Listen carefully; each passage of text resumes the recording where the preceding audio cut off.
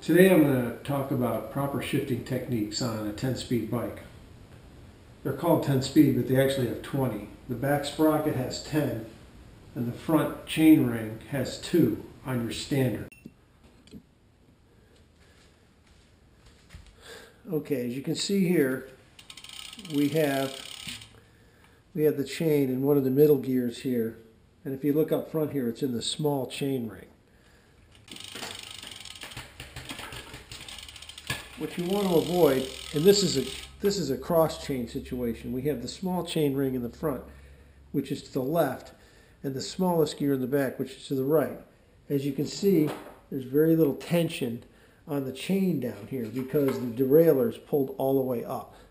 This is not a good situation. It doesn't hurt your chain, it just causes a lot of flopping around, and you might get some noise here where the chain hits the guard above the main chain ring.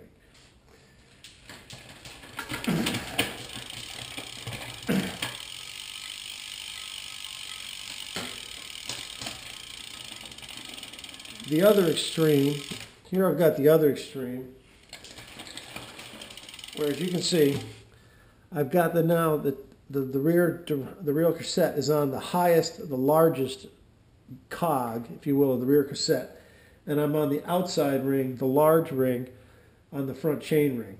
This is stretching the chain out as far as it'll go. In fact, it's really too far.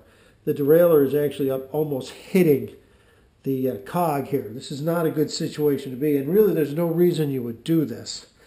You'd get the same ratio with, say, one of these middle cogs and go to the small chain ring. There's no real reason ever to do this. Potential broken chain, and certainly potential damage to your derailleur, and it stresses out the spring quite a bit.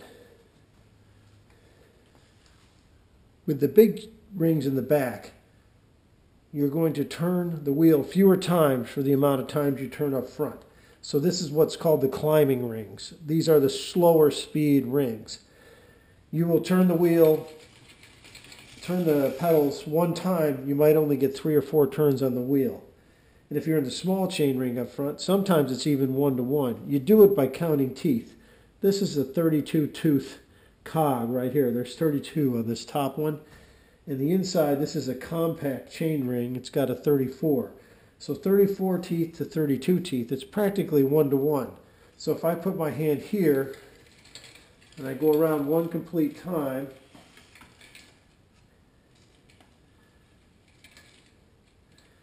you can see it goes a little bit past. I do get slightly more than 1 turn. That determines how well your bike is going to climb. At the same time, this is an 11 down here.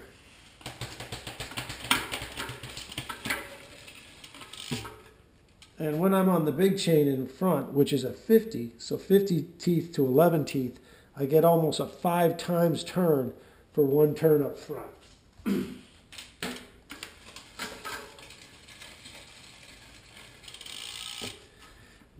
If you watch this, here's the stem.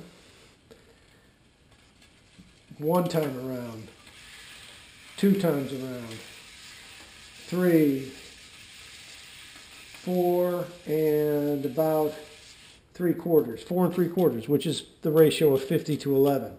That's how the gear works. You would use this ratio for descending, a gentle descent where you want to get up, or if you're in some mad sprint in a race, you might use this ratio. Another thing I want to say about shifting is it's important not to put tension on the pedals when you shift.